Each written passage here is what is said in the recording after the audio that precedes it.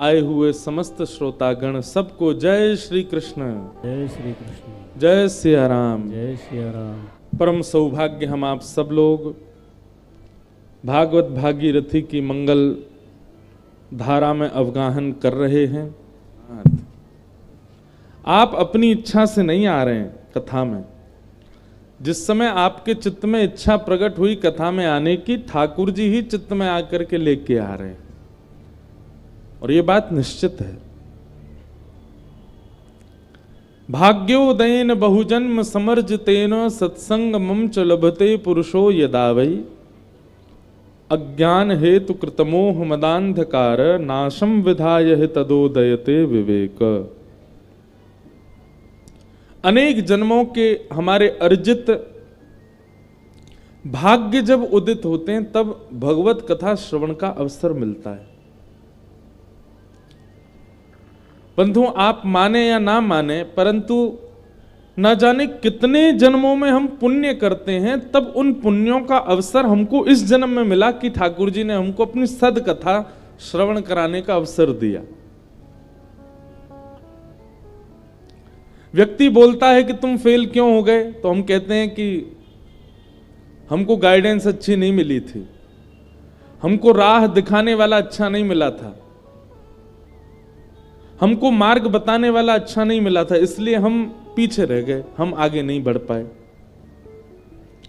लोग इस बात को, बहुत लोग बोलते हैं, जब आप मिलेंगे किसी से, हम तो बहुत लोगों से मिलते हैं, उनसे कहते हैं कि भाई तुमने जब इतना परिश्रम किया तो कुछ बन क्यों नहीं पाए। महाराज जी क्या बताएं, हमको हमारे समय पर गाइडेंस अच्छी नहीं मिली। राह दिखाने वाला मिलना, गाइडेंस अच्छी मिलना, यह भी भगवत कृपा ही है। श्रीमद् भागवत का जीवन में आना एक प्रकार से ठाकुर जी का एक संदेश है कि मैं चाहता हूं कि तुम इस पथ पर चल के अपना जीवन सार्थक करो, इसलिए कथा जीवन में आती है। बिसौली में कथा हो रही है, बदायूं में कथा हो रही है, बरेली में कथा हो रही है, पर कथा में सब नहीं आ रहे हैं। आ वही रहा है जिसका मन बुद्धि चित्त कहता हो कि नहीं मुझे जाना है। इसका मतलब क्या है, ठाकुर जी चाहते हैं कि वो कथा में जाए और जाकर के परिवर्तन करे और सद्मार्ग को अपनाए। जनता जिसको चुनती है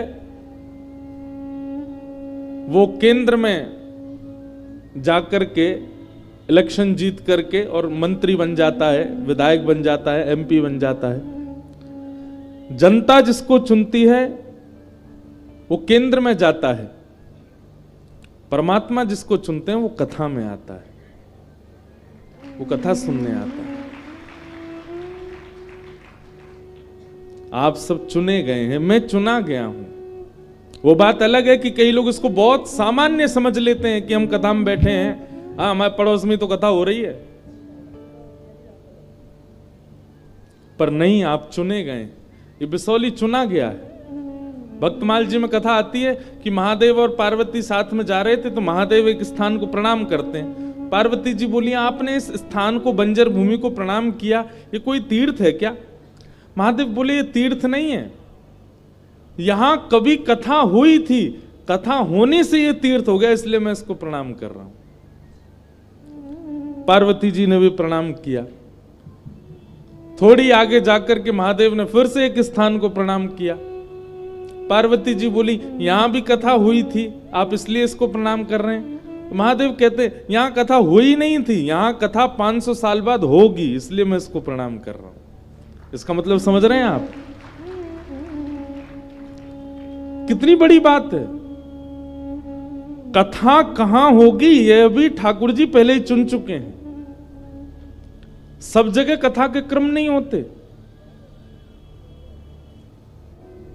कथा जिसके भी जीवन में आई, चाहे वो मीराबाई हो, चाहे वो सूरदास हो, चाहे वो रैदास हो, चाहे वो हितरवंश महाप्रभु हो, श्री मद वल्लभाचार्य जी महाराज हो, सबके जीवन में कथा ने आकर के भगवत प्राप्ति कराई। इसलिए कथा बहुत जरूरी है। तो एक प्रकार से आपके जीवन में कथा का आना, आपका कथा में आना, इस बात का प्रमाण है कि ठाकुर जी तैयार बैठे मिलवे को, बस अपनी तैयारी करो, अपने आप को इतना योग्य बनाओ कि ठाकुर जी मिले। वेद व्यास जी महाराज ने जितने भी ग्रंथ लिखे, सब ग्रंथों में धर्म, अर्थ, काम और मोक्ष प्रधान है। कल हम इसी बात पर चर्चा कर रहे थे। कहीं धर्म प्रधान होता है, कहीं अर्थ प्रधान होता है, कहीं कामनाएं प्रधान होती हैं, कहीं मोक्ष प्रधान होता है। पर श्रीमद् भागवत में ये चारों प्रधान नहीं है। श्रीमद् भागवत में प्रेम प्रधान है।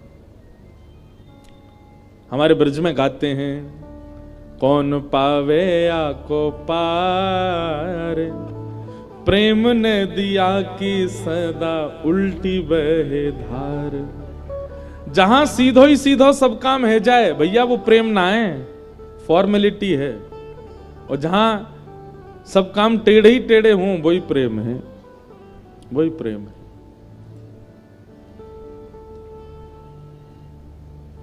हमारे पंढरपुर में, पंढरपुर का नाम सुना है? देखो, हम तो कल परसों तो कसम खब्बा गए थे कि बद्रीनाथ जाना है, अब दूसरी कसम खाओ पंढरपुर भी जाना है। अरे क्या करेंगे हम जीवन भर, यहां बिसौली में थोड़ी रहना है। जन्म मिला है, मानव बने हैं, संसार में आए हैं, जितने तीर्थ हैं, जितनी लीलाएं हैं, सबका दर्शन कर लो। हम पे तो बहुत बड़ा सौभाग्य कि हम 27-28 वर्ष में हमने लगभग सारे तीर्थों के दर्शन कर लिए, सब जगह घूम लिए। और देखिए, केवल तीर्थ दर्शन से काम नहीं बनेगा, उस तीर्थ की महिमा क्या है, वहां तीर्थ में ठाकुर जी क्यों विराजते हैं, क्या, ये सारी कथाएं भी पता होनी चाहिए। कितना सुंदर है हमारा सनातन धर्म। तो पंढरपुर महाराष्ट्र में भगवान श्री कृष्ण, भगवान द्वारिकाधीश पंढरीनाथ के रूप में, विठ्ठल भगवान के रूप में विराजते हैं। कईयों ने दर्शन किए होंगे, जिन्होंने नहीं किए, ठाकुर जी ऐसे कमर पर हाथ रख के और ईंट के ऊपर खड़े हैं। वहां भक्त हुए पुंडलीक। पुंडलीक भक्त माता पिता की बहुत सेवा करते थे। उनकी सेवा से प्रसन्न होकर के भगवान पुंडलीक को दर्शन देने आए। तो पुंडलीक ने देखा भगवान द्वार पर आए, पर मैं तो माता पिता की सेवा कर रहा हूं। भगवान ने कहा कि भैया, जब तक तुम्हारी सेवा हो तब तक हम खड़े रहेंगे, तब तक के लिए आसन तो दे दो। तो पुंडलीक ने ईंट खिसका दी, भगवान उसके ऊपर ही खड़े हो गए, आज तक खड़े हैं श्री विठ्ठल भगवान। तो हम प्रेम की चर्चा कर रहे हैं। ये दर्शन हुए आपको स्क्रीन पे?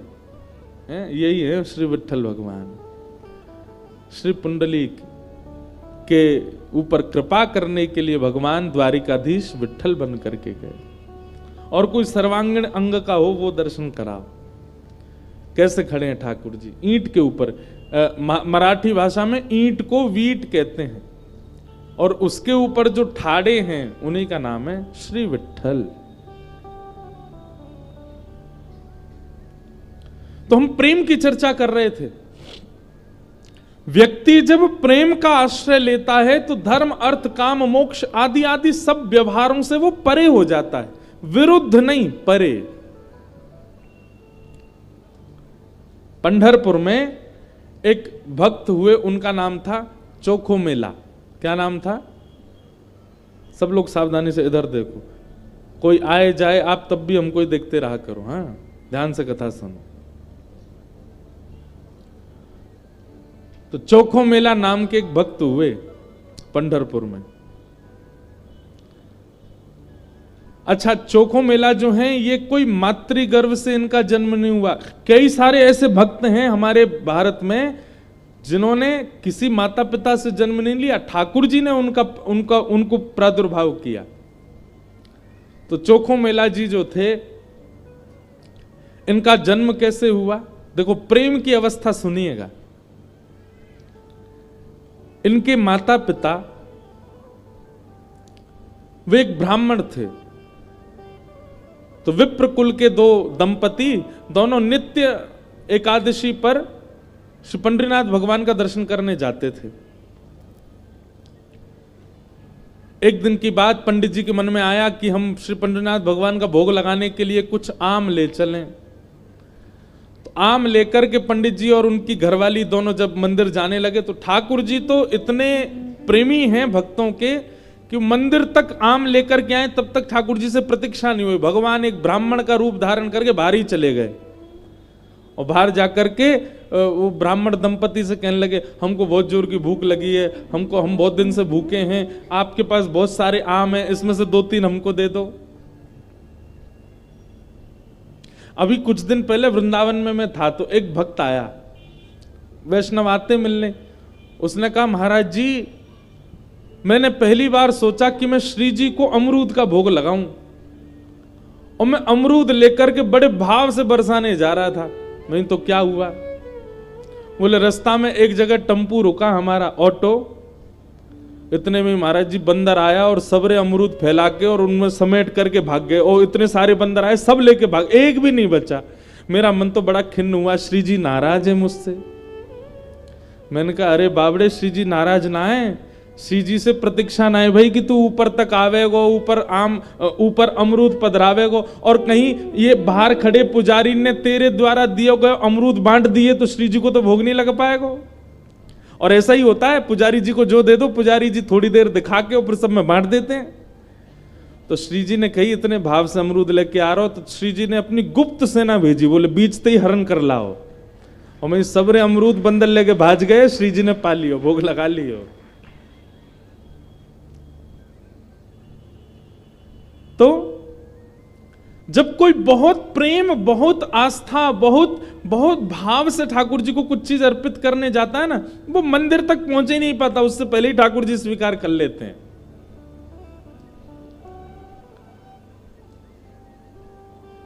अब कभी ऐसी घटना घटे तो देखना, जबरदस्ती मत करना कि रबड़ी लेके गए और बंदर कोई दिखा रहे हैं दूर से, जे ले जाए तो हम समझेंगे कि हाँ भोग लगेंगे। जबरदस्ती नहीं, अपने आप ऐसी कोई योजना बने तो समझ जाना कि श्री ठाकुर जी ने पा लिया। तो भगवान पहुंच गए और दंपति के पास जाके कहने लगे, बोले हमको आम दे दो, बहुत जोर की भूख लगी है, आप इतने सारे आम लेके जा रहे हो, उनमें से 2-3 ही दे दो। तो विप्र दंपति ने सोचा, कोई बात नहीं, 2-3 आम इनको दे देते हैं, बाकी 2 धा के फिर पंडरीनाथ जी का भोग लगा देंगे। लीजिए लीजिए भैया, आप लोग पाओ। अब जैसे ही ब्राह्मणी ने आम दिया और चोखो मेला जी खूब जोर जोर से वो पंडरीनाथ भगवान जिस रूप में आए थे उस रूप में बढ़िया प्रेम से फल पाने लगे। लेकिन वो क्या करते, थोड़ी देर तो आम चूसते, पूरा आम नहीं पाते, थोड़ा सा उसमें छोड़ देते और फिर ब्राह्मणी की गोद में ही डाल देते। एक आम पाया, ये हैं श्री पंडरीनाथ भगवान। अब दर्शन हो गए पूरे, और ये असली चित्र है श्री पंडरीनाथ भगवान का। अब हमको ही देखो, कथा सुन। तो यही ठाकुर जी ब्राह्मण का रूप धारण करके गए और महाराज आधे आधे आम चौंके और चौंक करके उनकी गोद में डालते जाएं। बेचारे ब्राह्मण देवता एक दूसरे, दंपति एक दूसरे को देखने लगे, बोले कि ये क्या कर रहे हैं। बोले कोई बात नहीं। 2-4 आम पा करके और उच्छिष्ट छोड़ छोड़ करके उनकी गोद में ब्राह्मण तो चले गए। अभी दोनों दंपति सोचने लगे, कोई बात नहीं, 2-3 आम बचे, इनको धो के पंडरीनाथ भगवान का भोग लगा देंगे, और ये जो आम ये हमारी गोद में छोड़ गए, इनको बांध लो, कोई जानवर या कोई जीव मिलेगा उसको दे देंगे। अभी इनमें आम बचे हैं, कोई जीव खा लेगा। जैसे ही दोनों आगे बढ़े तो ब्राह्मण तो थोड़े आगे चले गए, पत्नी धीरे धीरे पीछे आ रही थी। तभी उसको अचानक इतना भार लगने लगा, वो जो उसने झोली सी बनाई थी, इतना भार लगने लगा कि एक तरफ की ओर वस्त्र खिंचने लगा। जैसे उसने देखा बोले झोली इतनी भारी हो गई, खोल करके देखा तो वहीं एक नन्हा सा बालक था, उसी का नाम पड़ा चोखो मेला। उनका नाम चोखो मेला इसलिए पड़ा क्योंकि भगवान ने आम चौंक करके और गोद में मेल दिया, इसीलिए नाम उनका चोखो मेला। अब इनके कोई माता पिता नहीं है, ये ठाकुर जी ने इनको भेजा है। और ठाकुर जी जिसको भेजते हैं ना, वो निश्चित है कि संसार के भक्तों को पथ दिखाने के लिए भेजते हैं। हमने एक चीज अनुभव की भैया, अधिकतर भक्तों के चरित्रों में देखा गया कि उनका जन्म सामान्य हमारी तरह नहीं हुआ, कुछ ना कुछ अलग होता है। जैसे गोस्वामी तुलसीदास जी महाराज के लिए आता है कि जैसे ही उनका जन्म हुआ, जन्म लेते ही उनके 3200 दांत थे। बालक के दांत होते हैं जन्म लेते ही, तो गोस्वामी जी के दांत थे। और उनके परिवार और गांव के लोगों ने यह सोचा कि ओहो, इसके तो सारे दांत निकल आए, ये अपशगुन बालक है। अपशगुन मान करके उनको थोड़ा किनारे कर दिया। वही गोस्वामी तुलसीदास जी बन गए। सूरदास जी महाराज जन्म से ही अंधे हुए, उनके नेत्र ही नहीं थे। सब भक्त ऐसे नहीं होते, पर अधिकतर भक्तों के साथ कुछ जन्म से ही ऐसी स्थिति होती है कि जिसको संसार के लोग ये समझेंगे ये तो अपशगुन है, ये तो अच्छा नहीं हुआ। ठाकुर जी ने देखो उसके संग कैसा किया। अष्टवक्र जन्म से ही 8 जगह से टेढ़े थे। ऐसे चोखो मेला।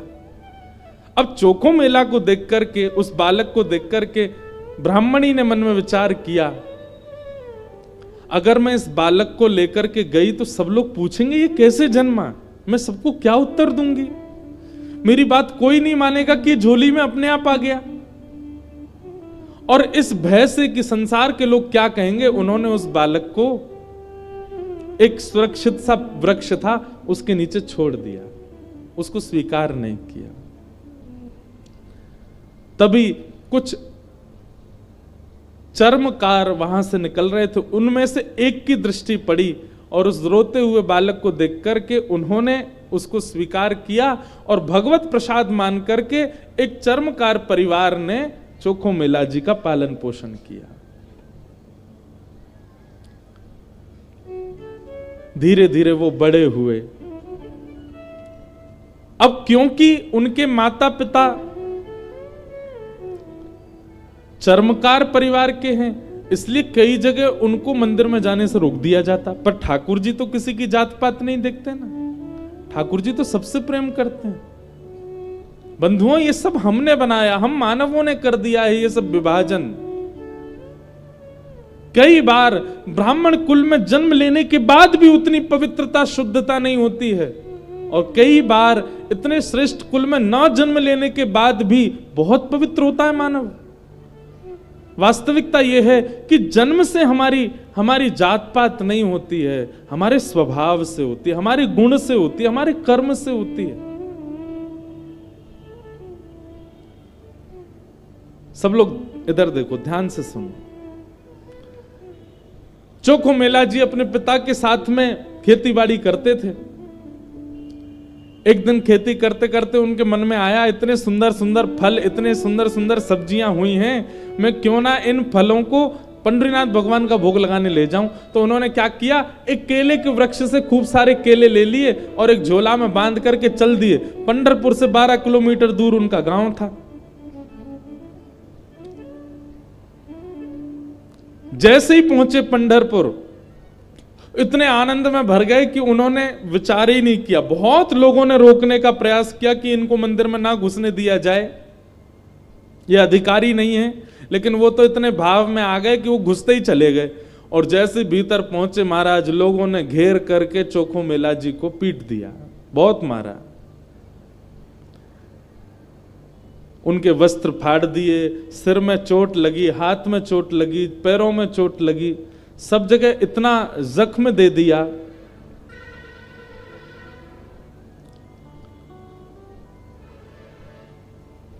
चोखो मेला जी रोते रोते वापस आ गए। पंडरीनाथ भगवान को भोग नहीं लगा पाए।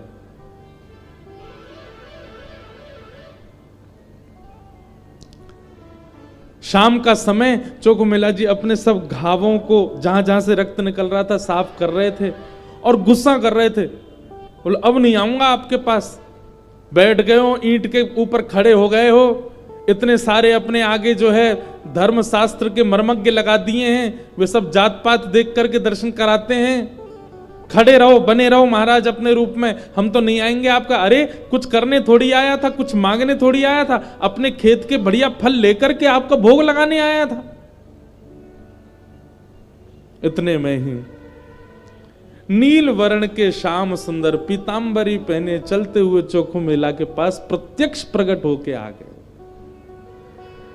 चल करके आए और चोखो मेला के पास आकर के गले में गलवैया डाल करके बैठ गए। ए चोखा, नाम ही भगवान उसको चोखा बोलते। ए चोखा, तू इतना उदास क्यों हो रहा है? बोले उदास? इतना पिटवाया हमको, हाथ पांव सब तोड़ ताड़ दिए हमारे, और अब मेरे घर आ गए हो, मेरे गले में गलवैया डाल करके बैठे हो।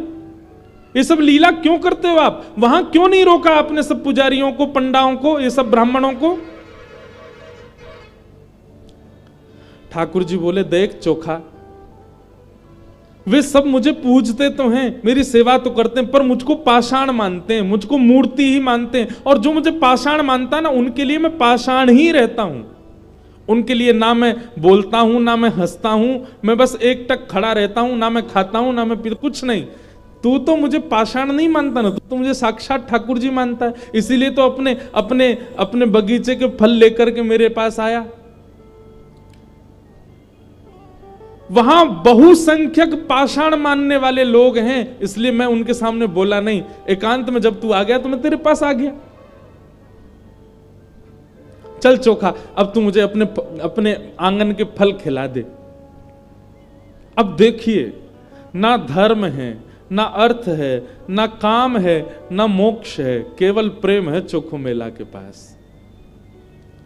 अपने हाथों से सुंदर छिलका उतार उतार करके श्री पंडरीनाथ भगवान को अपने हाथ से खिला रहा है चोखो मेला, जिसके लिए कहीं ना कहीं हम लोग प्रतिबंधित कर देते हैं कि भगवान को सब नहीं छू सकते। वो खुद अपने घर में बैठा करके ठाकुर जी को खिला रहा है और ठाकुर जी पा रहे हैं।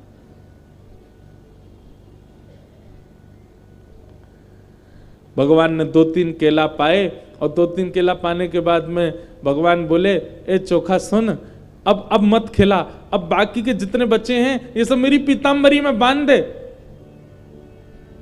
चोखा बोला, वहां जाकर के पाओगे, सारे मेरे सामने ही पा लीजिए ना, आप बांध करके क्यों ले जा रहे हो, यहीं प्रेम से पालो। पंडरीनाथ भगवान बोले, अरे मैंने अपना तो पा लिया, ये बाकी के तो मैं पंढरपुर में रुक्मणी जी बैठी हैं, वो भी भूखी हैं, उनके लिए ले जा रहा हूं, उनको जाके मैं पवा दूंगा। आज चोखा, तेरे ऊपर इतना प्रहार किया ना सबने, तेरे ऊपर इतना अत्याचार किया सबने, इसलिए मैंने और रुक्मणी जी ने आज भोजन ही नहीं किया, हम दोनों भूखे हैं। अब मैंने तो पा लिया, अभी रुक्मणी जी के लिए ले जाऊंगा। चोखा मेला खूब रोने। अब मैं यहां तो गा नहीं सकता, मुझे आते भी नहीं, मराठी में इतने सुंदर सुंदर पद हैं उनके। भगवान अपनी पीतांबरी में केले बांध करके पंढरपुर आ गए और पंढरपुर में आकर के रुक्मणी जी को पवाया। प्रातः काल ब्रह्म मुहूर्त में जैसे ही कपाट खुले श्री पंडरीनाथ भगवान के, चारों ओर केले के छिलके पड़े हैं और केले के छिलके देख करके सब पंडा पुजारी बोले हम तो कपाट बंद करके गए, ये केला के छिलका यहाँ कैसे पड़े हैं, ये कौन लेके आया? तभी एक उनमें से बोले कल वो आया था ना, एक चर्मकार का बालक, वही अपने संग बांध के लेके आया था इतने सारे केले, उसको सुबह तो हमने मार पीट के भगा दिया, निश्चित ही वो कहीं से रात में आ गया है और रात में आकर के सब यहाँ खा करके गया है ठाकुर जी के आगे। उसका उद्देश्य तो गर्भगृह को बेकार करना ही था, इसलिए ये सब हुआ है, ये उसी ने किया है। और सब पंडा पुजारी नाराज हो गए, अपने हाथ में डंडा ले करके कमर कस के सब पहुंच गए चोखो मेला के घर और वहां पहुंच करके घर से निकाल करके फिर पीटा उनको, फिर मारा। कितनी परीक्षा लेते हैं ठाकुर जी, हम तो नेकाद में घबरा जाते हैं। चोखो मेला घर में सो रहे थे और घर में जाकर के वहां से घसीट करके उनको मारा सबने। बोले अरे दुष्ट पापी, तुझको मंदिर में नहीं जाने दिया तो रात्रि तू गर्भगृह में घुस गया।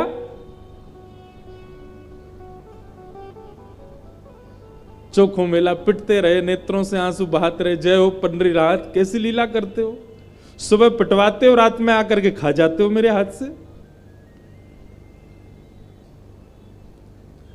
लेकिन अब की बार श्री पंडरीनाथ नाराज हो गए। पंडा पुजारी सब अपना काम करके चोखो मेला के साथ थोड़ी हाथापाई करके सब जैसे ही वापस आए, पंढरपुर में श्री पंडरीनाथ भगवान के मंदिर के मुख्य द्वार सारे अपने आप बंद हो गए और भीतर से ठाकुर जी ने ताला लगा लिया, लॉक कर लिया, बंद हो गए ठाकुर जी मंदिर के अंदर। सबने अथक प्रयास कर लिया लेकिन एक भी द्वार नहीं खुल पाया। पूरा दिन व्यतीत हो गया, बड़े बड़े कारीगर आ गए लेकिन दरवाजा तोड़ भी नहीं पाए, खोल भी नहीं पाए। तब अंत में सबको लगा हमने कोई अपराध किया है। चारों ओर पंडा पुजारी और बड़े बड़े वेदज्ञ, बड़े बड़े मनीषी सब बैठ गए, हाथ जोड़ करके पंडरीनाथ भगवान की स्तुति गाने लगे। बोले नाथ, हमसे कोई अपराध हुआ तो आप हमें बताएं, दंड दे दें, लेकिन इस प्रकार नाराज होकर मत बैठो।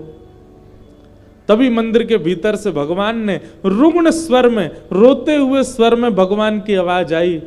बोले अरे तुम बनते हो बहुत बड़े विद्वान, बहुत बड़े मनीषी, बहुत बड़े ज्ञानी, बहुत बड़े जात पात के नियोजन करता, मेरे भक्त का अपमान करते हो, मेरे भक्त को मारते हो, मेरे भक्त के साथ दुराचार करते हो, नहीं देना मुझे किसी को दर्शन। और अब जब तक पृथ्वी है तब तक यह मंदिर बंद ही रहेगा, मैं भीतर ही रहूंगा। जो मेरे परम वैष्णव भक्त होंगे उनके लिए द्वार खुलेंगे, वो अंदर आएंगे, बाकी सब बाहर खड़े रहो। सब वैष्णवों ने प्रणाम करके कहा नाथ ऐसे नाराज मत होइए, आप बताइए हमसे क्या अपराध हो गया है, उसका प्रायश्चित कैसे होगा, कृपा करके बताओ। भगवान बोले मेरे चोखो मेला को जिस प्रकार तुम लोगों ने सबने जुट बना करके जाकर के उसको मारा है, अब तुम सभी वेदज्ञ, तुम सभी ब्राह्मण, तुम सभी श्रेष्ठ जन पालकी सजा के लेके जाओ और चोखो मेला को बिठा करके नाचते गाते उत्सव जैसे एक मेरी पालकी सवारी निकालते हो, ऐसे चोखो मेला की सवारी पूरे नगर में घुमाते हुए मेरे सामने लेकर के आओ, तब मेरे द्वार खुलेंगे, तब मैं तुमको क्षमा करूंगा, नहीं तो नहीं करूंगा। बड़े बड़े विद्वान, बड़े बड़े ब्राह्मण, बड़े बड़े वेदज्ञ, बड़े बड़े मनीषी भगवान की आज्ञा मान करके गए और चोखो मेला जी को जाके प्रणाम किया। एक दिव्य सिंहासन से युक्त पालकी में चोखो मेला जी को विराजमान करके नाचते गाते हुए, आनंद करते हुए, उत्सव जैसे ठाकुर जी का उत्सव मनता उससे भी अधिक उत्सव मनाते हुए चोखो मेला को लेकर के आए। और जैसे ही पंडरीनाथ भगवान के सामने पालकी पहुंची, अपने आप मंदिर के सारे द्वार खुल गए और मानो आज लग रहा था कि भक्त भगवान का नहीं, भगवान भक्त का दर्शन कर रहे हैं, भगवान चोखो मेला का दर्शन कर रहे हैं।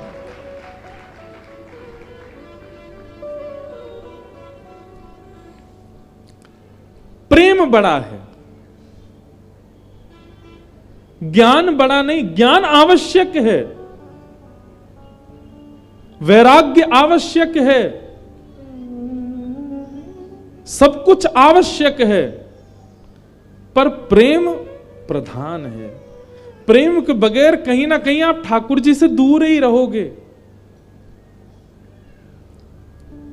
इसलिए भैया ज्ञान बहुत आवे इसकी कामना मत रखो, हमारा जप बहुत बने इसकी भी कामना मत रखो, हमारा नियम बहुत बने इसकी भी कामना मत रखो, हम नित्य तीर्थ जाते रहें ऐसी कामना भी मत रखो।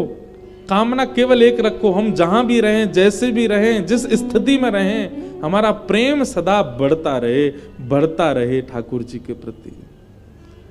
और श्रीमद् भागवत प्रेम प्रकट कराने वाला ग्रंथ है। ज्ञान चाहिए तो अन्य शास्त्रों को पढ़ लीजिए, वैराग्य चाहिए तो अन्य शास्त्रों के पास चले जाइए, लेकिन प्रेम चाहिए तो भागवत जी की शरण में आइए। धर्म आवश्यक है, अर्थ आवश्यक है, काम आवश्यक है, मोक्ष भी आवश्यक है, परंतु प्रेम के आगे नहीं।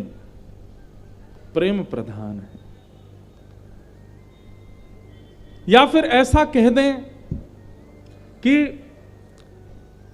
धर्म में, मोक्ष में, प्रेम में, धर्म में, मोक्ष में, काम में और अर्थ में त्रुटि हो सकती है, लेकिन प्रेम यदि प्रधान है तो वहां की त्रुटि नजरअंदाज कर दी जाती है।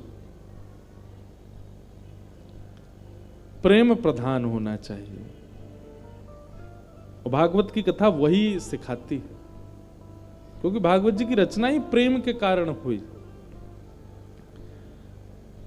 श्री वेदव्यास जी महाराज ने भागवत की रचना करके अपने पुत्र सुखदेव जी को हिमालय में, जो कि निर्गुण निराकार ब्रह्म की उपासना कर रहे थे, उनको शिष्यों के द्वारा बुलवाया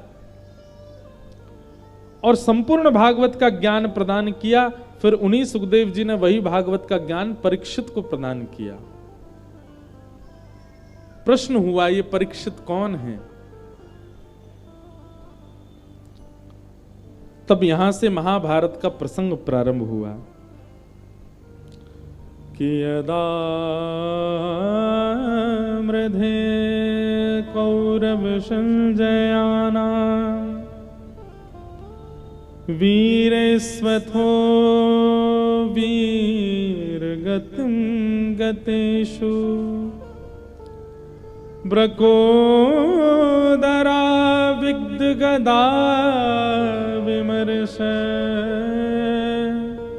भ्रगनो रुदंडे धृतराष्ट्रपुत्रे।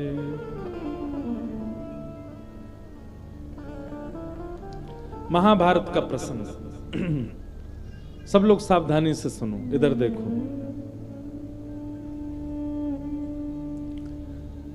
थोड़ा महाभारत का प्रसंग है। महाभारत का युद्ध पांडव जीत चुके हैं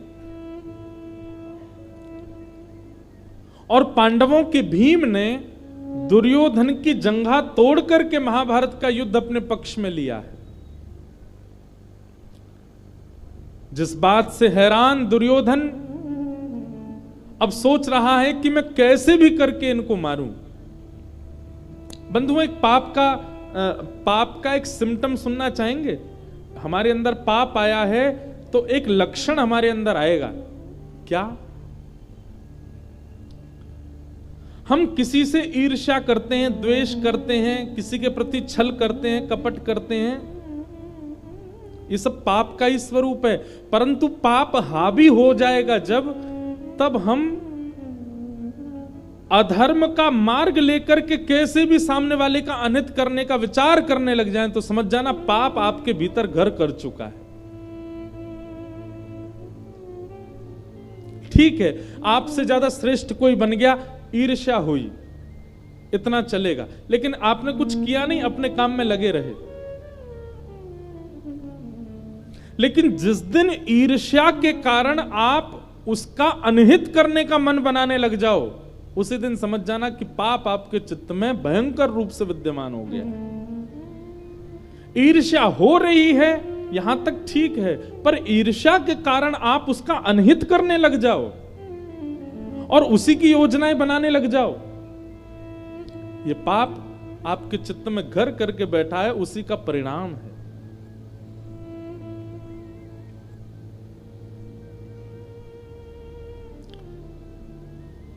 ऐसा कह दें कि जैसे बहुत गंभीर बीमारी हो जाए और वो थोड़ी बहुत स्थानों पर हो तो उसकी चिकित्सा की जाती है, लेकिन अगर वो मस्तिष्क में पहुंच जाए, ब्लड में आ जाए, आपके हृदय में उसका प्रवेश हो जाए, तो फिर उस बीमारी का कोई उपचार नहीं।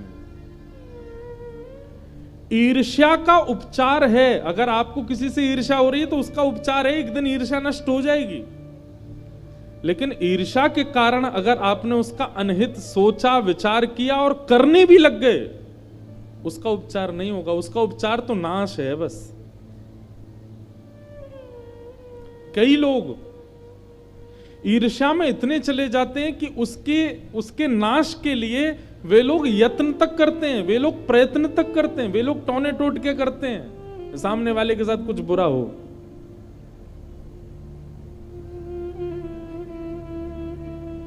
अरे कहां तक कहें, मंदिर भी इसीलिए जाते हैं।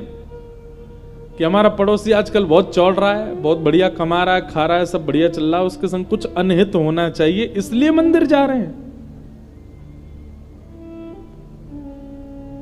समझ जाइए कि आपके ऊपर कलयुग का पाप का पूर्ण रूपेण प्रभाव हो चुका है, क्योंकि आप ईर्ष्या से ऊपर उठ करके अब उसका अनहित चाहते हैं।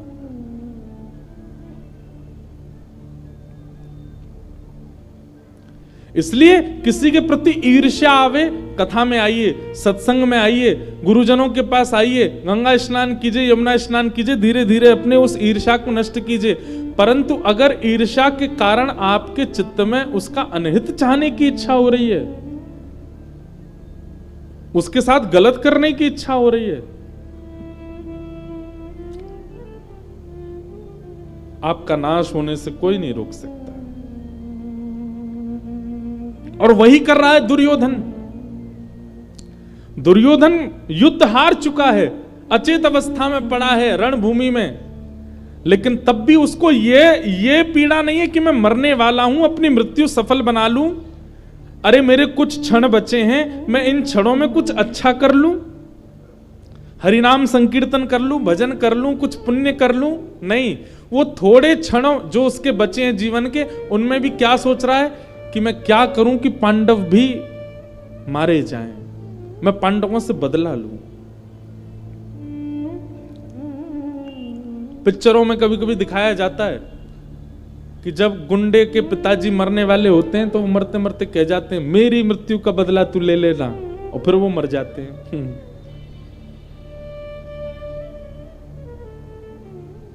ये पिक्चरों तक अच्छी बात है, पर जीवित अवस्था में ऐसी स्थिति ना आवे। अरे अंतिम श्वास हम कभी कभी देखते हैं, फ्लाइट में हो, कभी कहीं जा तो कभी देखते हैं पिक्चर, उसमें जब ऐसी तब सोचते हैं, अरे यार अंतिम श्वास ले रहा था, कम से कम राम नाम तो बोल जाता, अंतिम श्वास ले रहा था, नारायण नारायण ही बोल के चला जाता। उसमें भी बदला लेने की भावना रख के गया। इसलिए भैया कभी विचार में भी अगर आ गया हो आपके कि मुझे उससे बदला लेना है, उसके साथ ऐसा कुछ करना है कि उसका काम खराब हो, या जो, समझ जाइए, क्या पता इस कथा के माध्यम से ठाकुर जी आपको कुछ संकेत दिलाना चाहते हैं, ये नाश का कारण बनेगा। संसार में हर व्यक्ति अपना प्रारब्ध भोग रहा है, वो कभी ना कभी कुछ अच्छा करके, भले इस बार वो अच्छा इंसान नहीं है, कभी कुछ उसने अच्छा किया इसलिए वो भोग रहा है, भोगने दीजिए। आप क्यों कुछ ऐसे यत्न करो कि उससे उसका बुरा हो।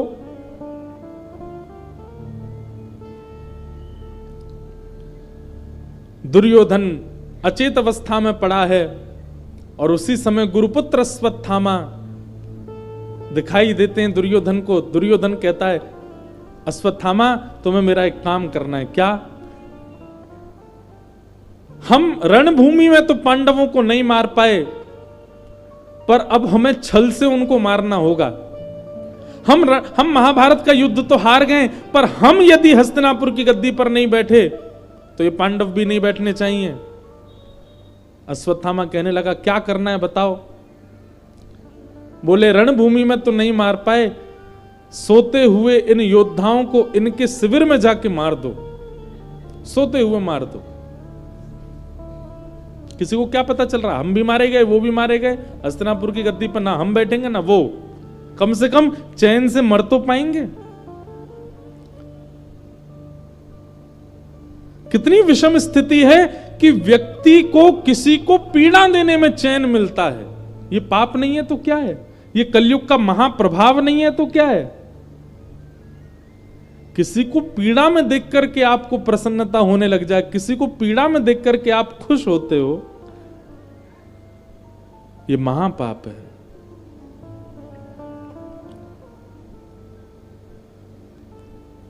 और आप और हम तो कथा में बैठे हैं, इसलिए हम लोगों के लिए ऐसा लगता है कि ऐसे लोग तो नहीं होंगे संसार में, पर आप जान करके आश्चर्य करेंगे, ऐसे लोगों की सबसे ज्यादा संख्या है जो किसी के अनहित होने की खबर सुन करके घर में उत्सव मनाते हैं। बोले, आज तो भैया पार्टी होएगी, क्यों? उसका बुरा हुआ इसलिए हम खुशी मना रहे हैं। ये पाप नहीं, महापाप। किसी की मृत्यु की बात सुनकर के एक परिवार खुश हो रहा है, किसी के ऊपर कोई केस हो गया, जेल चला गया, कुछ गलत हो गया, उसके हाथ पांव टूट गए, कुछ हो गया, और एक परिवार प्रसन्न हो रहा है, ये महापाप नहीं है, ये महापाप है।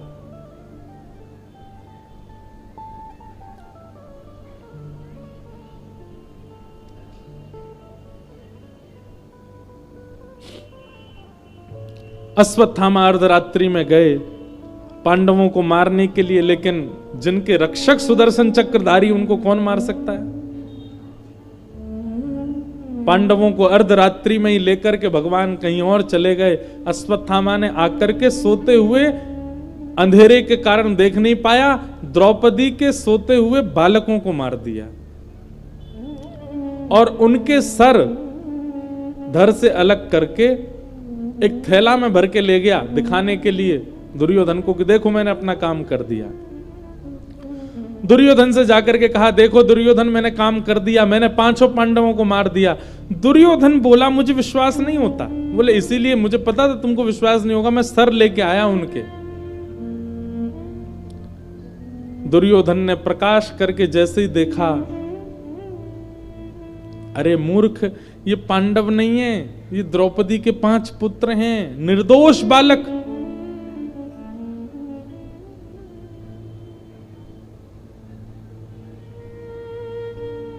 पांडवों का उत्सव मनना था, परंतु मातम मनने लगा। दूसरे दिन प्रातःकाल जैसे ही देखा तो रक्त से संचित समस्त शिविर हो चुके थे। दौड़ करके जब देखा तो द्रौपदी के 5 पुत्र मरे पड़े हैं, सर नहीं है उनके, केवल धड़ पड़े हैं। रोने लगी द्रुपद सुता, और उसी समय संकल्प ले लिया अर्जुन ने, प्रतिज्ञा ले ली अर्जुन ने, द्रौपदी तुम रो मत, मैं प्रतिज्ञा लेता हूं जिसने भी बालकों को मारा उसको जीवित नहीं छोड़ूंगा मैं। बंधुओं, क्रोध बुरा नहीं होता, पर क्रोध में हमारी प्रतिक्रिया बुरी होती है। इसलिए जो लोग कहते हैं कि हमें बहुत क्रोध आता है, क्या करें? बस क्रोध में मौन हो जाओ, बोलना बंद कर दो, कोई प्रतिक्रिया मत दो। आपका क्रोध नाशक नहीं होगा। फिर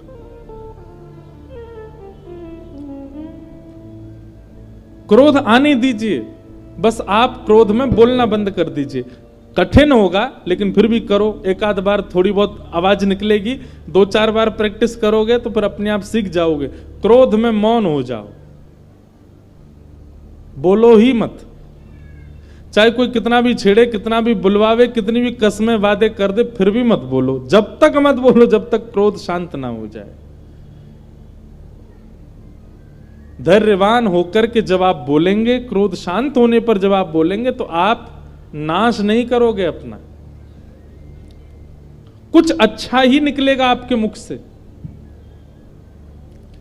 तो क्रोध बुरा नहीं होता, क्रोध में प्रतिक्रियाएं बुरी होती हैं, क्रोध में प्रतिक्रियाएं नाशक होती हैं। और एक बात सुन लीजिए, क्रोध को कम करने का एक ही उपाय है कि क्रोध में प्रतिक्रियाएं करना जैसे आप कम कर दोगे, 1 बार 2 बार 3 बार 5-6 बार में, धीरे धीरे जब प्रतिक्रिया ही नहीं दोगे, धीरे धीरे अपने आप क्रोध कम हो जाएगा। फिर आपके सामने कोई कितना भी कुछ कर दे, आपको क्रोध आएगा ही नहीं, क्योंकि आपने प्रतिक्रियाएं ना दे करके अपने क्रोध में प्रतिक्रिया करने का मतलब क्या है? जलती हुई अग्नि में कपूर डालना, उसको और तेज करना। जब व्यक्ति क्रोध आने पर प्रतिक्रिया देता है तो उसका क्रोध अगली बार और ज्यादा बढ़ जाता है। लेकिन जो व्यक्ति क्रोध आने पर प्रतिक्रिया ही नहीं देता, अग्नि में घी ही नहीं डालोगे, तो धीरे धीरे अग्नि शांत हो जाएगी, धीरे धीरे अग्नि का तेज कम हो जाएगा। ठीक वैसे क्रोध है, कुछ पकड़ लो, कुछ जकड़ लो, हाथ की मुट्ठियां बांध लो, आंख बंद करके ऐसे बैठ जाओ, लेकिन बोलो मत, चाहे कुछ हो जाए। क्रोध में मौन हो रो। बताओ, कोई एक को समझ में आई बात? इतने लोगों में एक ने समझी।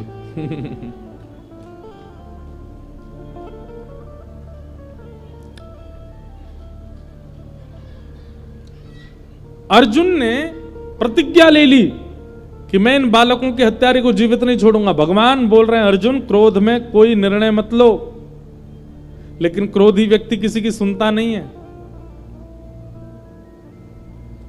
अर्जुन बोला आप रहने दीजिए द्वारिकाधीश, अब तो पानी सर से ऊपर जा चुका है, हमारे निर्दोष बालकों को मार दिया। मैं प्रतिज्ञा लेता हूं कि मैं इन बालकों के हत्यारे को जीवित छोड़ूंगा नहीं।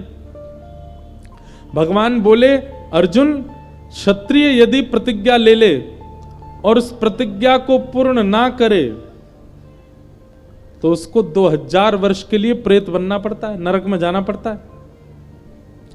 अर्जुन बोला तो आप क्या समझ रहे हैं, मैं केवल बात बना रहा हूं? अरे मैं आपको वचन देके कहता हूं कि जिसने बालकों का हत्या की है उसको जीवित नहीं छोड़ूंगा। भगवान बोले देख लो।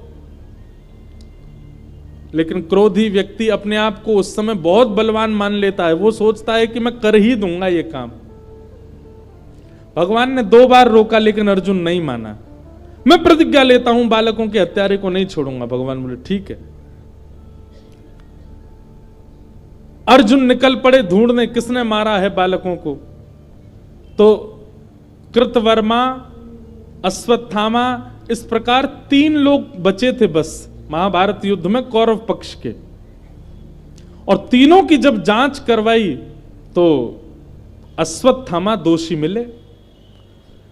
जैसे ही दोष लगा अश्वत्थामा भागा रथ में बैठ करके, अर्जुन उसके पीछे पीछे भागे।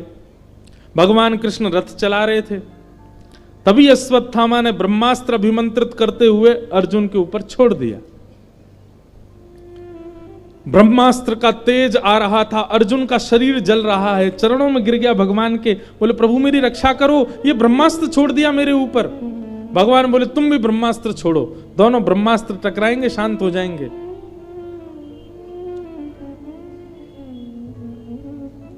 अर्जुन ने किसी प्रकार से ब्रह्मास्त्र शांत करके अश्वत्थामा को पकड़ लिया और पकड़ करके उसके हाथ और पैर बांध करके अपने रथ के चक्के से बांध दिया और घसीटते हुए लेके आ रहा है। यहां पांडवों की समस्त सेना और पांडव और द्रौपदी सब रुदन कर रहे थे। तभी किसी ने हल्ला किया, अर्जुन बालकों के हत्यारे को पकड़ लाया है। सब देखने के लिए बाहर आ गए, देखें तो सही किसने मारा इन निर्दोष बालकों को। हाथ पैर बंधे हुए अश्वत्थामा के। अश्वत्थामा कौन है? पांडवों के गुरु कृपाचार्य का पुत्र है, यानी कि गुरुपुत्र है।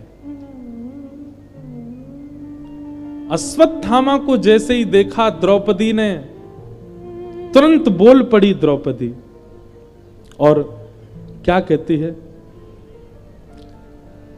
द्रौपदी कह रही है कि तथा हतम पशुवत पाशवत्थ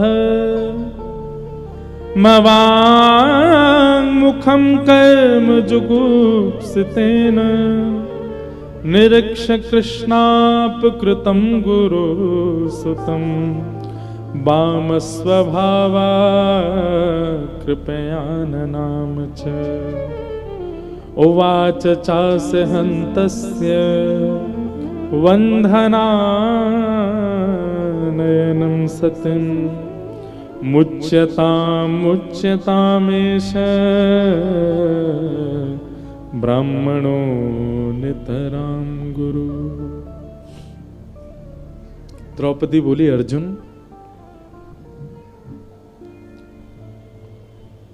तुम किसको पकड़ के लाए हो?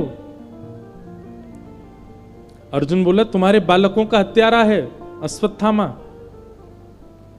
द्रौपदी बोली तुम ये क्यों भूल गए हो कि ये हमारे गुरु का बेटा है, ये गुरुपुत्र है और गुरुपुत्र गुरु के समान होता है। अर्जुन हम क्षत्रिय हैं और ये ब्राह्मण हैं, ब्राह्मण पूजनीय होता है। अर्जुन बोला ये सब बातें बाद की विचार की होती है, पर आतताई का कोई धर्म नहीं होता, आतताई का कोई घर परिवार नहीं होता। ये आतताई है, बालकों का हत्यारा है। इसके प्रति ये भावना थोड़ी रखेंगे कि ये गुरुपुत्र है, ये ब्राह्मण है। और मैंने प्रतिज्ञा ली है कि मैं बालकों के हत्यारे को जीवित नहीं छोड़ूंगा, मैं तो इसको मारूंगा। द्रौपदी बोली, अर्जुन क्या इसको मारने से मेरे मरे हुए 5 पुत्र जीवित हो जाएंगे? अर्जुन बोले नहीं। सुनो, बात सुनो, कथा सुनो, अभी ताली नहीं बजाओ, कथा सुनो। द्रौपदी कहती है, क्या इसको मारने से मेरे पुत्र जीवित हो जाएंगे? अर्जुन बोला नहीं। तो फिर उसको क्यों मारना? और दूसरी बात, अगर तुमको मेरे ऊपर इतनी दया आ रही है कि मेरे 5 पुत्र मारे गए, तो एक तरफ दृष्टि उठा करके देखोगे तो 5 पुत्र भले ही मेरे चले गए, पर 5 पति जीवित हैं। अश्वत्थामा की मां विधवा पहले हो चुकी है और केवल एक पुत्र है उनका, और इसको भी तुम मार दोगे तो ना पति है ना पुत्र है, अकेली हो जाएगी। ये महापाप नहीं होगा कि हम एक अबला दुर्बला नारी के सारे सहारों को छीन लें?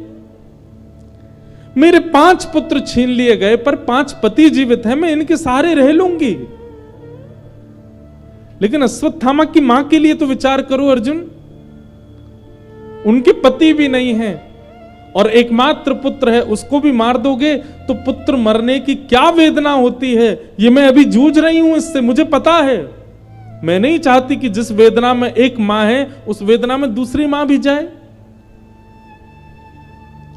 अश्वत्थामा, अर्जुन मेरी आज्ञा मानिए, क्योंकि मेरे पुत्र मरे हैं, अश्वत्थामा को मत मारो। अर्जुन अब सोच में पड़ गए, मैं क्या करूं।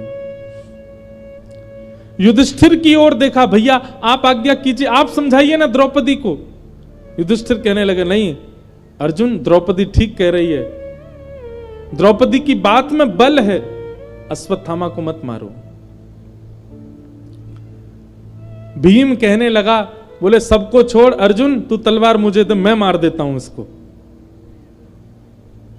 नकुल सहदेव की ओर देखा, नकुल सहदेव भी बोले हम भी द्रौपदी के पक्ष में, इसको मत मारो।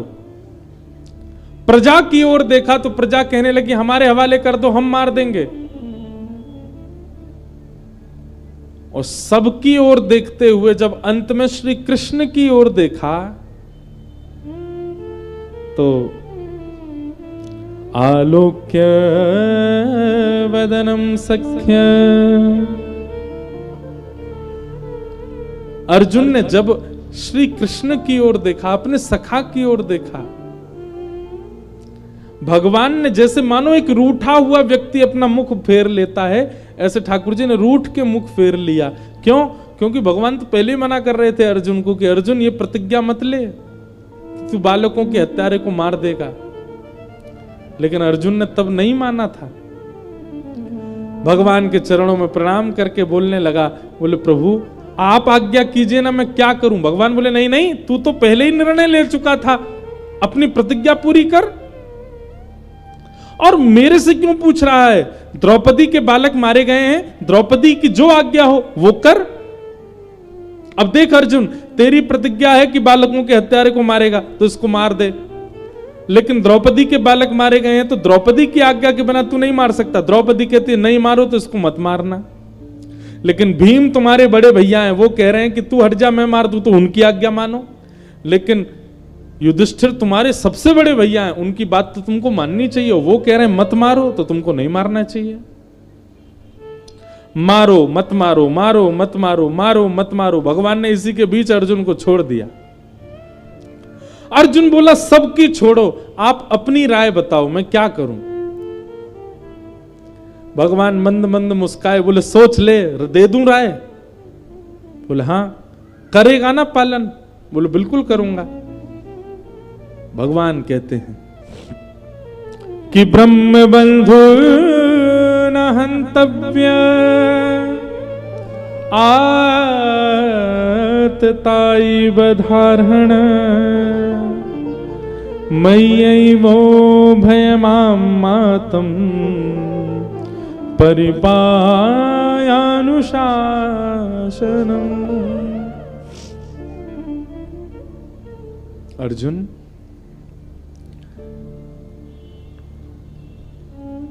ब्राह्मण कैसा भी क्यों ना हो उसको मारना नहीं चाहिए। अश्वत्थामा ब्राह्मण है। हमारे शास्त्रों में दो विधान है, एक तो माताएं बहनों के और एक ब्राह्मण को। ऐसा कहा गया कि कितना भी बड़ा दंड करें, कितना भी बड़ा अपराध करें, इनको मृत्यु दंड नहीं मिलना चाहिए। आजीवन कारावास दे दो, जीवन भर के लिए जेल में ही डाल दो, मृत्यु ही जेल में हो, वो ठीक है, पर मृत्यु दंड नहीं देना है, ना तो माताओं को और ना ही ब्राह्मण को। अब किसी ने मुझसे कहा, बोले आप तो ब्राह्मणों का पक्ष लोगे क्योंकि स्वयं ब्राह्मण हो। एक बात हमारी ध्यान से सुनना, ये ब्राह्मणों के कहीं कहीं जो प्रशंसा के प्रसंग आते हैं ना, कि ब्राह्मणों के संग ऐसा नहीं करना, ब्राह्मणों को ये नहीं करना, इसका मतलब क्या है? ठाकुर जी कह रहे हैं बाकी सबको तो उनके कर्म का दंड आप दे दो, लेकिन ब्राह्मण यदि कुछ गलत करेगा तो उसको दंड आप नहीं देना, उसको दंड मैं दूंगा। उसको दंड देने का अधिकार मेरे हाथ में है। और देखो, हम आप सब दंड देंगे तो नेक नेक ही दे देंगे, लेकिन ठाकुर जी जब दंड पानी बनते हैं ना, हमारी कथा हुई थी 1 महीना की नासिक में, 1 महीना कथा की थी। नासिक कथा में हमने दंडपाणी भगवान का वर्णन किया। इतना भयावह रूप होता है जब ठाकुर जी दंडपाणी बनते हैं। तो ब्राह्मण कोई अपराध करे तो इसका मतलब यह नहीं कि भागवत जी उसको छूट दे रही है कि चलो तुमको मृत्यु दंड नहीं। ब्राह्मण यदि कोई अपराध करेगा और कोई भी अपराध करे उसको दंड यही मिल जाएगा, लेकिन ब्राह्मण जब अपराध करता है तो ठाकुर जी दंडपाणी रूप धारण करते हैं और कहते हैं तुझको तो मैं देखूंगा, तू आ मेरे पास। और ब्राह्मण को दंड भगवान देते हैं, इसलिए ब्राह्मण को तो और ज्यादा संभल के क्रिया करनी चाहिए, क्योंकि उसके दंड का अधिकार तो भगवान ने हाथ में ले रखा है। छूट नहीं है ब्राह्मणों को, उनके लिए और कठिन प्रावधान है। तो भगवान कह रहे हैं अर्जुन, ब्राह्मण कैसा भी क्यों ना हो उसको मारना नहीं चाहिए। लेकिन तुरंत भगवान कहते हैं पर अर्जुन, बालकों का हत्यारा कोई भी क्यों ना हो उसको छोड़ना नहीं चाहिए।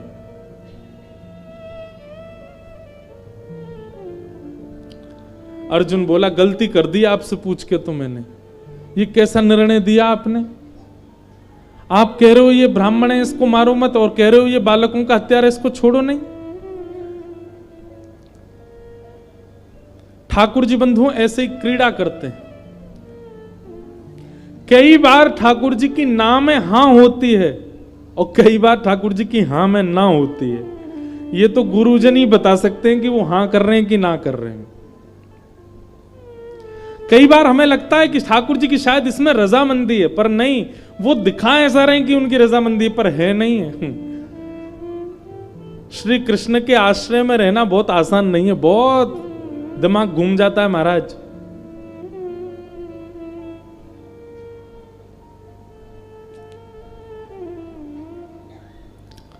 हम अपने लाल जी से कभी कभी पर्ची डालते हैं उनके आगे, कोई समस्या हो या कोई उत्तर चाहिए हो, क्या करें क्या ना करें। तो जैसे कई बार होता है कि वहां जाएं कि नहीं जाएं, ठाकुर जी आप बताओ। तो 3 पर्ची डालते हैं, एक में हां, एक में ना, और तीसरी वाली डालते हैं कि ठाकुर जी कह रहे हैं जैसी तेरी मर्जी। ज्यादातर तो वो तीसरी वाली पर्ची उठती है, बोले जैसी तेरी मर्जी, हमसे मत पूछे। इसका मतलब क्या है? अपने ऊपर प्रेशर नहीं लेते, बोले अपने बुद्धि विवेक से देख तुझे क्या करना है। पर कई बार जब हां या ना वाली पर्ची आती है ना, वहां जाएं तो ठाकुर जी की आ गई हां, तो फिर ठाकुर जी को देख के लगता है ये ना वाला हां था या हां वाला हां था। तो उस समय क्या करते हैं, फिर थोड़ी देर कथा का कुछ चिंतन करते हैं, थोड़ी देर कथा के कोई प्रसंग का ध्यान करते हैं, और फिर उस कथा का चिंतन ध्यान करते करते करते अपने आप उसी में ही उत्तर मिल जाता है, हां या ना।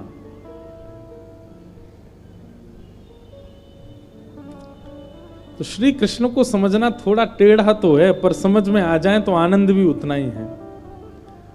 अब अर्जुन को बोल रहे हैं ब्राह्मण को मारना नहीं चाहिए, बालकों के हत्यारे को छोड़ना नहीं चाहिए। अर्जुन बोला एक ही बात बता दो, क्या करूं, मारूं कि छोड़ूं? भगवान बोले अब ये तेरा निर्णय, मैंने तो अपना दे दिया। ब्राह्मण को मारना नहीं चाहिए, बालकों के हत्यारे को छोड़ना नहीं चाहिए। अर्जुन ने थोड़ी देर ध्यान लगा करके अपनी बुद्धि पर थोड़ा दबाव डाला, चिंतन किया कि मैं क्या करूं। तब अर्जुन को समझ आया ये ब्राह्मण है इसलिए इसको मृत्यु दंड नहीं दे सकते, ये बालकों के हत्यारा इसलिए इसको जीवित नहीं छोड़ सकते। इसका मतलब मुझे ऐसा कुछ करना है जिससे ये जीवित भी रहे और हर क्षण मरता भी रहे। और उसके लिए एक ही उपाय है, क्या? अश्वत्थामा गुरुपुत्र है, इसका बहुत सम्मान है, सब लोग इसको प्रणाम करते हैं। बहुत सम्मान करने वाले समस्त हस्तिनापुर के वासियों के मध्य इसका अपमान ही इसका मृत्यु दंड है।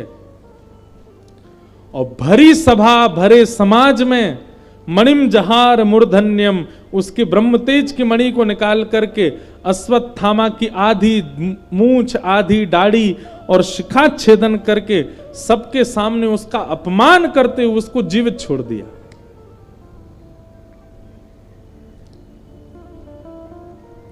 अब ये मृत्यु दंड से भी बड़ा दंड लग गया अश्वत्थामा को। अश्वत्थामा मानो प्रार्थना कर रहा था कि इससे अच्छा तो मार ही देते, जीवित क्यों छोड़ दिया, वो भी अपमान करके। अब तो अश्वत्थामा जहां से भी निकले सब ईंट पत्थर फेंकें, कंकड़ फेंकें, उसको अपशब्द कहें। कोई भी अपने घर में कोई भी उसका मुख देखना नहीं चाहता, सब उसके प्रति हीन भावना रखने लगे। जहां भी अश्वत्थामा पहुंच जाता है सब लोग अपने घरों में चले जाते हैं, छतों से ईंट पत्थर फेंकने लगते हैं। ऐसी अश्वत्थामा की स्थिति कर दी। ये जीते जी मृत्यु के समान हो गया अश्वत्थामा का।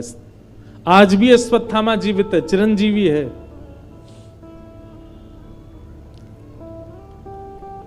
अश्वत्थामा ने अपने अपमान का बदला लेने का मन बना लिया। बोले इसने ठीक नहीं किया मेरे साथ, मैं बदला तो लूंगा। पांडवों के 5 वंशधरों को मैंने मार दिया, अब इनके वंश में केवल एक बालक है जो इनका तर्पण करने वाला होगा, जिसका अभी जन्म ही नहीं हुआ, जो अभी मां के गर्भ में है। कौन? अर्जुन के पुत्र अभिमन्यु की पत्नी के गर्भ में पल रहा नवजात बालक। यदि उसको मैंने मार दिया जन्म लेने से पहले ही, तो ये पांडव, इनके यहां कोई जल देने वाला भी नहीं बचेगा, इनके यहां कोई श्राद्ध करने वाला भी नहीं बचेगा। और गर्भवती उत्तरा को मारने के लिए ब्रह्मास्त्र छोड़ दिया अश्वत्थामा ने। उत्तरा के गर्भ की ओर जैसे ही ब्रह्मास्त्र आने लगा, व्याकुल हो गई उत्तरा, दौड़ने लगी द्वार की ओर। तभी देखा कि भगवान श्री कृष्ण रथ में बैठे हैं, चारों तरफ सब पांडव और हस्तिनापुर के वासी भगवान को विदा कर रहे हैं, भगवान द्वारिका को प्रस्थान कर रहे हैं। तभी दोनों भुजा उठा करके उत्तरा दौड़ी दौड़ी गई कि पाही पाही महायोगिल देव देव जगतपते नान्यम तद भयम पश्ये यत्र मृत्यु परस्परम। दौड़ी दौड़ी गई उत्तरा और भगवान के चरणों में प्रणाम करने लगी। हे जगतपति, आप मेरी रक्षा करो, आप ही मेरी लाज बचा सकते हैं नाथ। उत्तरा को दोनों भुजा उठा के दौड़ते आते देख भगवान ने अपना रथ रोक दिया। तुरंत भगवान ने मनस्थिति पहचान ली, अरे अश्वत्थामा ने इसके ऊपर ब्रह्मास्त्र छोड़ दिया इसके बालक को मारने के लिए। भगवान एक रूप से बाहर खड़े हैं, दूसरे रूप से अंगुष्ठ मात्र रूप धारण करके उत्तरा के गर्भ में प्रवेश किया और अपनी चक्रा नाम की गदा को इतनी द्रुत गति से घुमाया, आकाश में ही ब्रह्मास्त्र नष्ट हो गया और उस बालक की रक्षा हो गई। नहीं मार पाया अश्वत्थामा। बंधुओं, महानता ये नहीं कि ठाकुर जी ने उत्तरा के गर्भ में प्रवेश करके बालक की रक्षा की। महानता ये थी कि जैसे आप सबने अभी ताली बजाई ना, ऐसी पांडवों ने भी ताली बजाई थी जब आकाश में ब्रह्मास्त्र नष्ट हो गया और सब जय जयकार करने लगे, द्वारिकाधीश की जय, कृष्ण कन्हैया लाल की जय, हमारे नटवर गोपाल की जय, अरे हमारे लाला ने आज उत्तरा के गर्भ के बालक को बचा लिया। महानता ये थी कि ठाकुर जी पांडवों को शांत करते हुए कहने लगे, अरे तुम पागल हो, मेरी जय जयकार क्यों कर रहे हो? सब कहने लगे आपने उत्तरा के बालक को बचाया। बोले मैं तो तुम्हारे सामने खड़ा हूं, मैं तो हिला भी नहीं यहां से, मैंने कैसे बचा लिया? पांडव बोले तो फिर कैसे बचा? बोले मैंने नहीं बचाया, उत्तरा के धर्म ने, उत्तरा के नियम ने, उत्तरा के पाठ पूजा ने, उत्तरा के पातिव्रत ने, उत्तरा के नियम धर्म ने उसकी रक्षा की है, मैंने उसकी रक्षा नहीं की। मतलब रक्षा करते तो ठाकुर जी हैं, पर श्रेय आपको ही दे देते हैं। अरे पहाड़ों पे गाड़ी चला रहा था मैं, आगे से ट्रक आया और मैंने ऐसे करके बचा ली गाड़ी। उस समय ठाकुर जी हंसते हैं, हाँ यही बच के आया वहां से। जबकि वो बल हमारा नहीं होता है, ठाकुर जी का ही होता है। ठाकुर जी कृपा करते हैं। महाराज जी कोरोना काल में सारे डॉक्टरों ने मना कर दिया था और मेरी तो सांस फूलने लग गई थी, लेकिन मैंने अपना साहस नहीं तोड़ा, अपना विश्वास नहीं तोड़ा। देखिए आज आपके सामने बैठा हूं। उस समय हंसी आती, अच्छा ठाकुर जी सोच रहे होंगे देखो अपने आप ही बच गया बेचारा। वास्तव में क्रिया सब ठाकुर जी करते हैं और श्रेय हम अपना ले लेते हैं कि हमने ऐसा किया और हम बच गए। आप लोग भी यदि कहते हैं आपकी कथा सुनकर के हमारे चित्त में भक्ति आ गई और मैं कहने लग जाऊं हां मेरी कथा से भक्ति आई, तो ठाकुर जी मुझ पे भी हंसते होंगे, वाह तेरी कथा से बदल रहे हैं लोग। वास्तव में ठाकुर जी की कृपा ना हो, उनकी इच्छा ना हो तो कोई परिवर्तन नहीं हो सकता।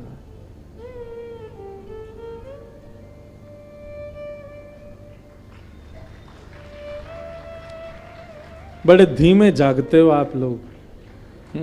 आधी बात हो जाती तब तो याद आता।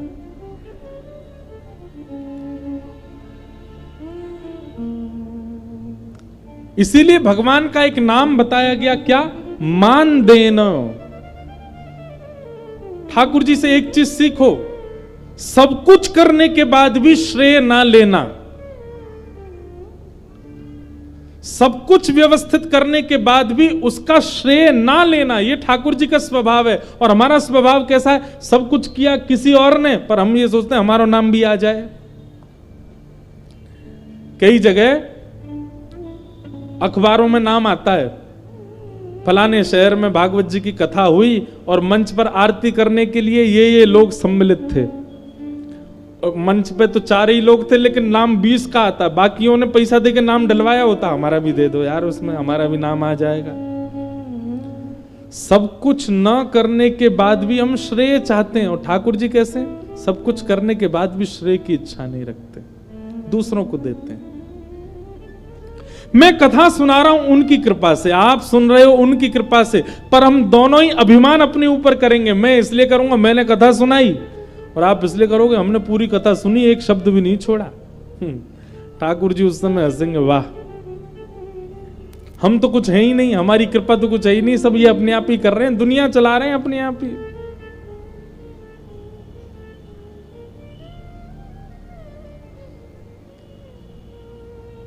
वाह, एक भाव है,